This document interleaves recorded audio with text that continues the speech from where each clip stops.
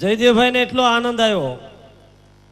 જયદેવભાઈને આપણે સાંભળવા છે. અને એ જે નાચતો હતા ને એ બીજે નો નાચે, એ તો આ જાપરાજ મામાની પાછળ એ ચારણ નાચતો હોય તો રૂડો લાગે. બસુભાઈનો દીકરો છે, નાચતો હશે. આજ અમને કેટલી મોજ હશે. એનો મારો કહેવાનો હારો નથી લગાડતો. આ વખાણ કરવા માટે નહીં, આરામ કોઈ પાસેથી પ્રેમદાસ બાપુ કાંઈ લઈ લેવા માટે નહીં, પણ આ જ્ઞાતિને અમે જે વાલા છીએ અને અમને આ વાલા છે એ પ્રેમ બતાવતા હતા. ને બસુભાઈનો દીકરો ના છે, અમે બેહાર દેવી તાર નો નસાય, પણ આજે રૂડો લાગતો હતો શંકરદાનભાઈને. એટલે ગોવિંદભાઈ પાલિયાને વિનંતી કરું. ગોવિંદભાઈ અમારા મુરબ્બી છે. અહીંયા મને જુવાડા કહેવા માંડ્યા, ભાઈ હરેશદાનભાઈ માફ કરજો. ગોવિંદભાઈ આપણા વડીલ છે એમને, અને કીર્તિભાઈ માટે સમયની મર્યાદા નહોતી, આપણી માટે તો હોય. અને હું તો બોલ્યો જ નથી મામા. હાલે ત્યાં કઈ હજી હું ક્યાં પ્રેમદાસ બાબુ મેં વાત માંડી છે. હા, મારે નો અડધો કલાક બોલવું પડે, પણ છતાંય આજ હું નથી બોલતો એટલે વિનંતી કરી હગું. આપણે ન કરતા હોય ને તો કોકને કહીએ કે સમયની થોડીક મર્યાદા દરેક કલાકાર મિત્રો રાખશે, એટલે બધાનો અહીં વારો આવી જાય. ગોવિંદભાઈને એકવાર જોરદાર તાળીઓના ગડેડાટથી મારો બાપલીઓ ગોવિંદભાઈ પાલિયા. સૌરાષ્ટ્રનો આદમી મહેમાન ગતિ કરાવે, એમાં નવાય ન હોય. સૌરાષ્ટ્રનો ભૂત મહેમાન ગતિ કરાવે. ક્યાં તો કે ભોજન ઉતારા ભાવથી આ ભૂતની ભલપું જોઈ, મર્દ પટાધર માંગડો અમાણો કાઠિયા વાડી ગોય. જસાજી અને વેજાજી નામના સરવૈયાને જેને મહેમાન ગતિ કરાવી છે. અરે એટલો નહીં કે તો બીજો દુખો દુઆ જતાણાનો ઈશેક ચકરાવે હમળિયું ચડે, એને કાપી અંગ ધ્રપે કોઈ. કોઈ ગાયું ને નીણ નાખે, કૂતરાને રોટલા નાખે, માછલાને લોટની ગોળીઓ રોટલાના બટકા નાખે, પણ જતાના આંગણે એક એવો આદમી જન્મો છે કે જે કાયમ ભાદરને કાંઠે જઈ અને રોટલાના બટકામાં હમળાયું ખવડાવતો હતો.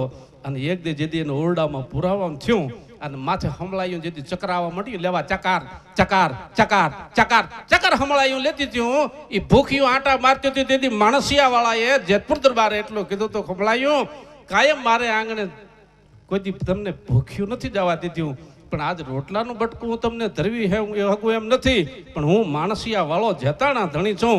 મારે આંગણેથી નિરાશ જાય ને તો મારો વડવો એ કરણ લાજે કે તો એ પોતાની ભેટમાંથી કટાર કાઢી અને પિંડી હાથળ ભુજાઓમાં જ્યાં માઉસ વાળો ભાગ હોય ને એ કાપી કાપીને હમળાયું આમ ઘા કરતો હતો. ખારા રારા કરતી હમળાય લઈ અને પાછી વહી જતી હતી. ત્યાં મેં દુહો કીધો છે કે ચકરાવે હમળિયું ચડે, એને કાપી અંગ ધ્રપે કોઈ. એ માણસિયા વાળા મર્દની તો જગ દાતારી જોય. દાતારાની પ્રાકાષ્ઠા ઉભો છે. અરે એટલું નહીં કે તો કે યમદાણી કહું આચું કે આ કરપડારો જીવ કોઈ. દઈ દે તો વાત અલગ છે, બાકી લઈ જાય એ વાતમાં ખાંડ ખાવાની. કે તો કે યમદાણી કહું આચ કે આ કરપડારો જીવ કોઈ, ભડ ડગ મહાન યશ મેં ભરે, આ તો જસ રાણા આવત જોઈ આલે કરપડો.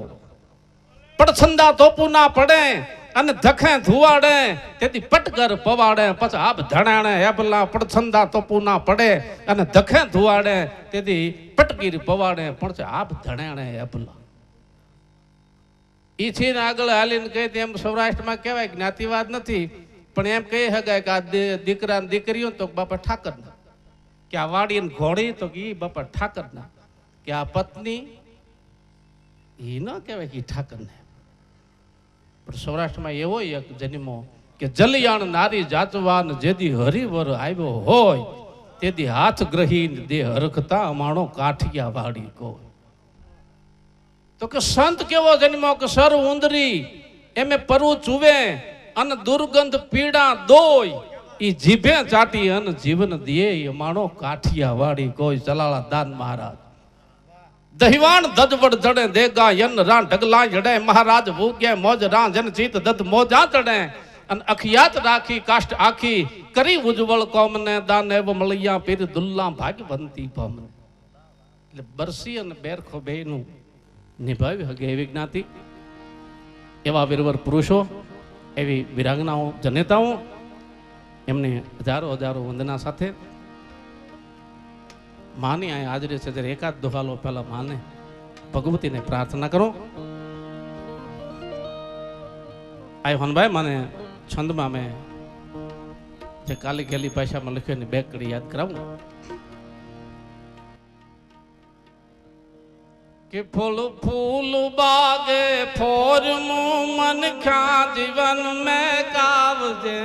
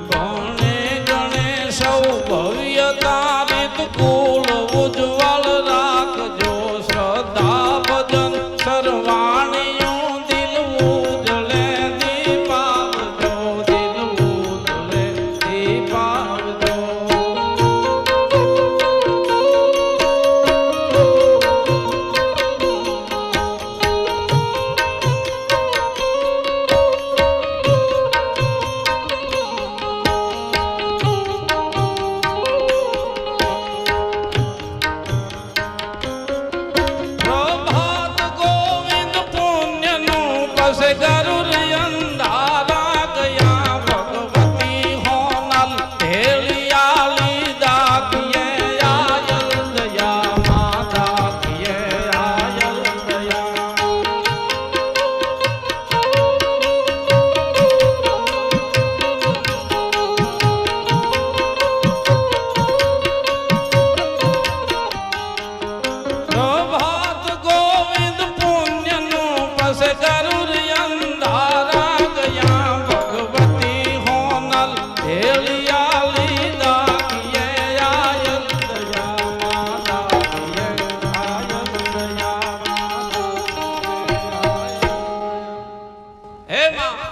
તારા અંધવાળા હોય તો કોઈ અંધારા નડશે નહીં. કારણ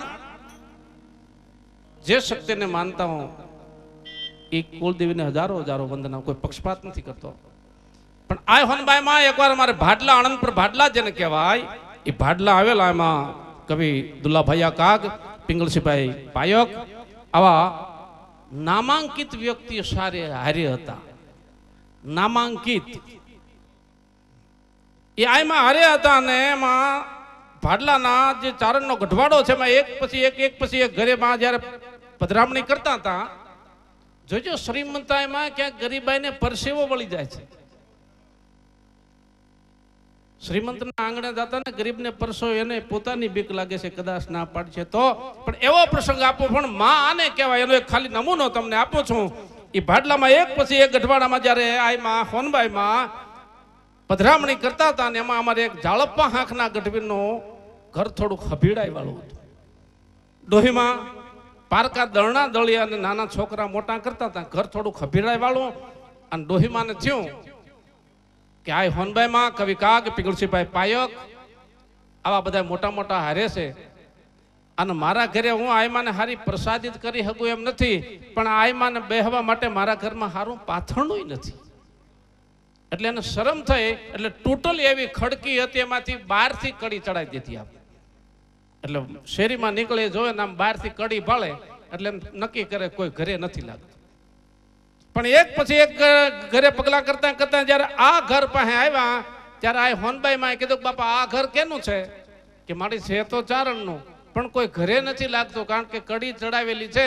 તેથી આ હોનબાઈમાં બોલ્યા હતા, ઘરે ન હોય તો કાંઈ નહીં, પણ છે તો ચારણનું ને? કે હા. તો કે બાપ, મારાથી એક ઘર તારવાય નહીં. હાથે કડી ઉગાડી અને જેવો હોનબાઈમાં પ્રવેશ કર્યો, હોનબાઈમાંની હાલ ઉતાવળી હતી, એટલે શડાપ શડાપ શડાપ શડાપ ડગલા દીધા. પણ ડોહીમાં પોતાનું માથાનું ઓઢણું ખીતીએ ટીંગાડી અને બેઠા બેઠા દળનું દળતા હતા. એને ખબર પડી કે હાલે લે, હું ઉઘાડા માથે છું.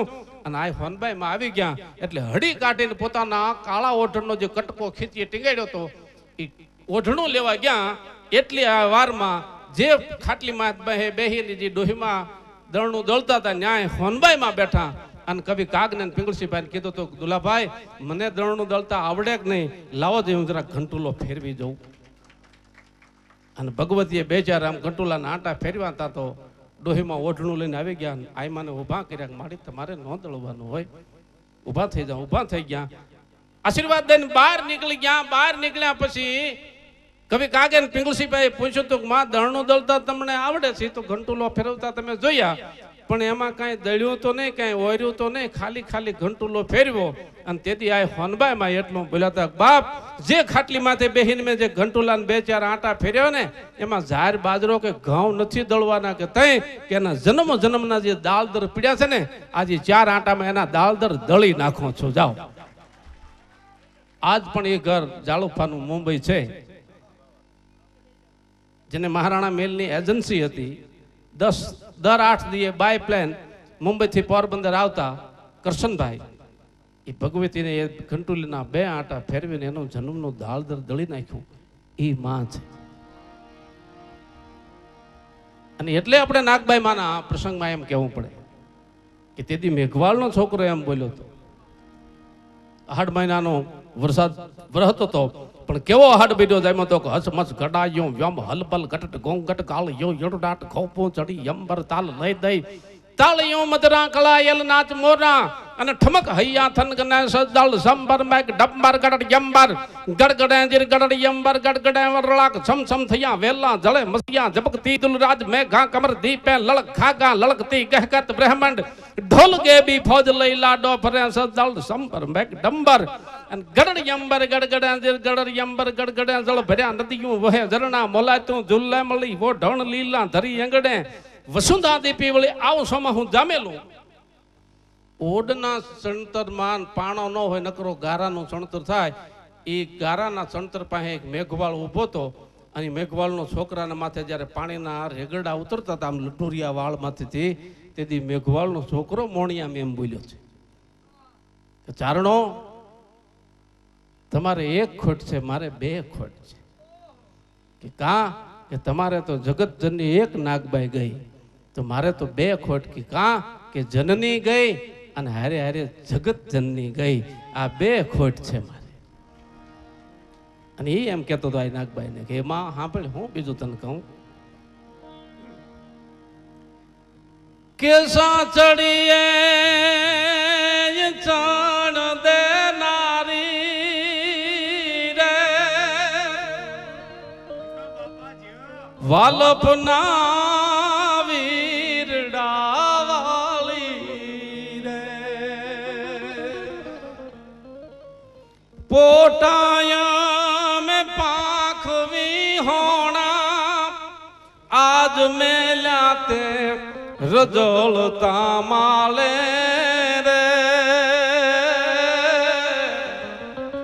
હાલી કાત માત હે માલે રે હાલી કાત માત હે માલે રે નથી અમે જોગની હાલી રે ભોલે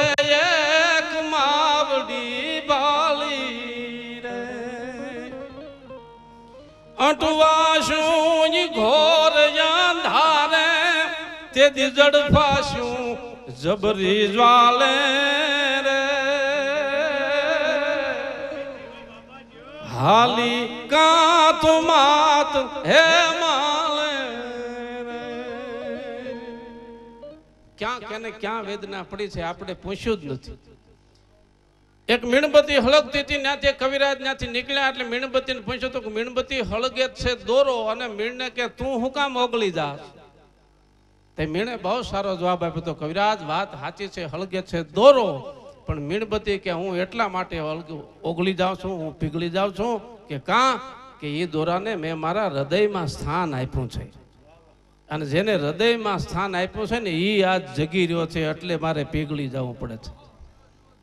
બને ત્યાં સુધી બહુ હૃદયમાં સ્થાન ન આપો, એની પીડા બહુ વહમી છે. હા, બાળકનો છે ને છોકરા આવે ને એ હોતને કાંક જગતને બતાવી જાય. મીણબત્તી હળગતી તેને સાહેબે સગન નામના છોકરાને ઉભો કર્યો. સગન આમ લૂતો લૂતો આવ્યો શિયાળાનો, પ્રભુની પુનાય નાની નાની ક્યારેક ક્યારેક ડીમડી થતી હોય ને એમ થતો આવ્યો. અહીંયા તો એવી જમાવટ થઈ ગયેલી કે હોરી ટાઢ ન જઈ શકે,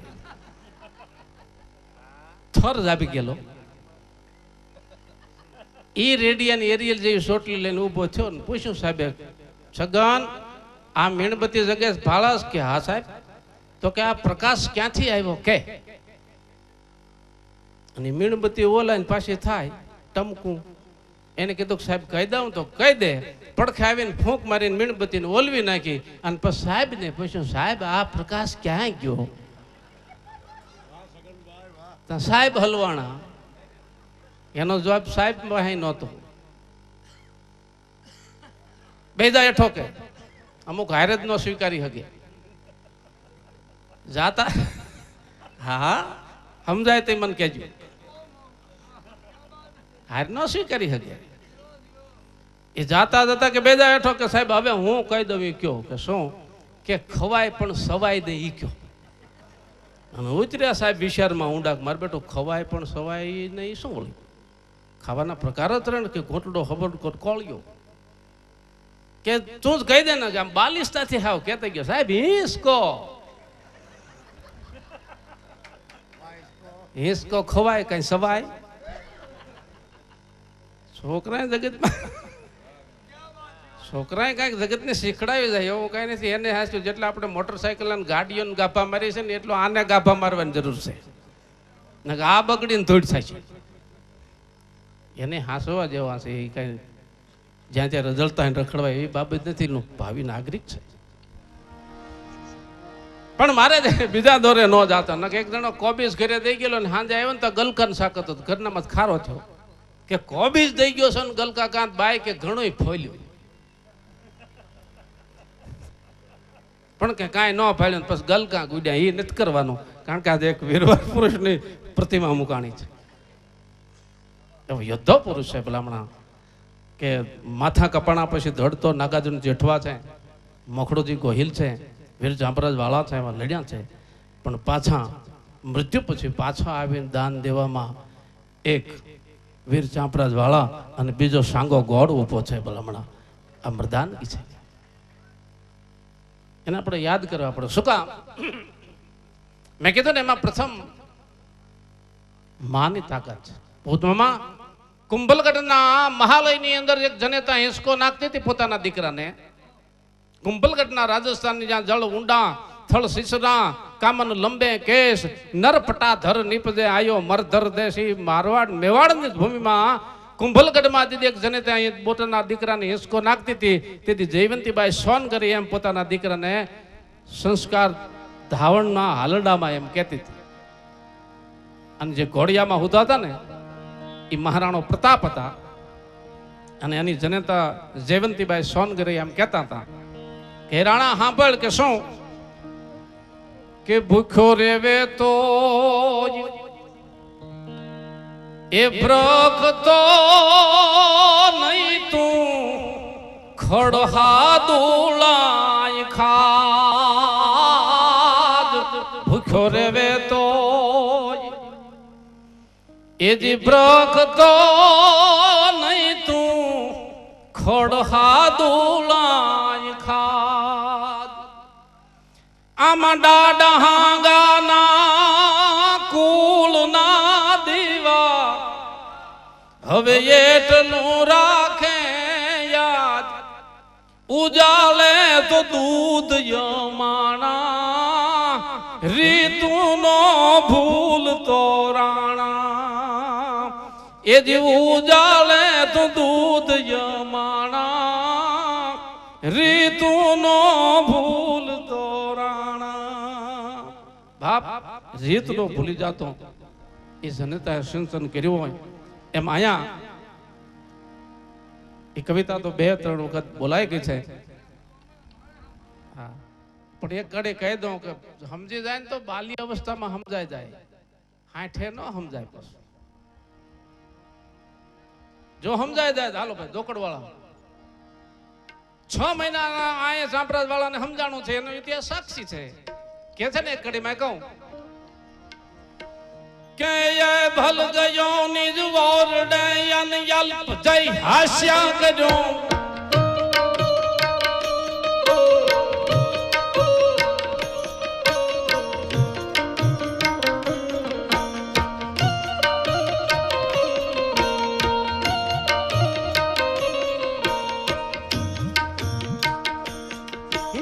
ભલ ગયો નિજ વોરડે અન યલ્પ જય હાસ્યા કર્યો.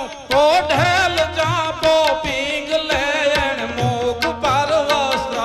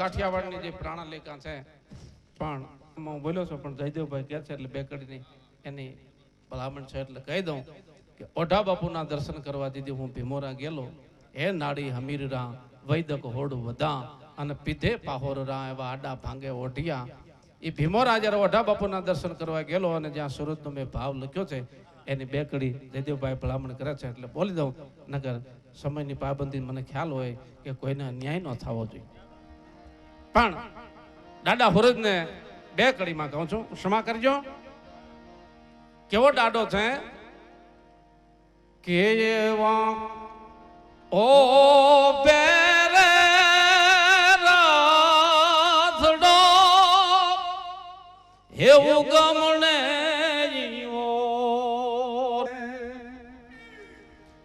અને એક યોગ્ય આખું જગ યજવાલી જાય રે કશ્યપ ના કુંવર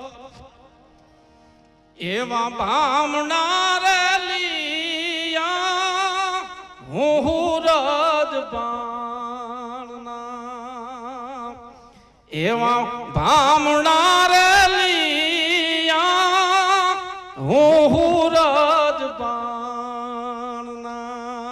છેલ્લી કડીમાં દાદાને પ્રાર્થના કરી છે કે હે દબાપ તિમીર કડા બેડી ત્રાટકે અને ઘેઘુર વગડે ઘોર પણ કાટે હુરજ ઘોર તા પૃથ્વી ઉજ્જવળ પાલિયા તિમીર કડા બેડી ત્રાટકે અને ઘેઘુર વગડે ઘોર છેલ્લી કડીમાં દાદાને પ્રાર્થના કરી છે કે હે દાદા હે બાપ કેવું લાગ્યું કે એવા અંધકાર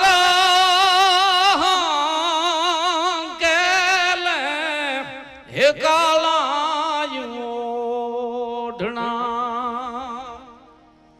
અને પુણ્ય નો ગોવિંદ 14 લોકે પ્રકાશ રે કશ્યપ ના કુંવર એવા ભામણા રે લીયા હું રજબાણના. હરિયો તત્સત. જય માતાજી.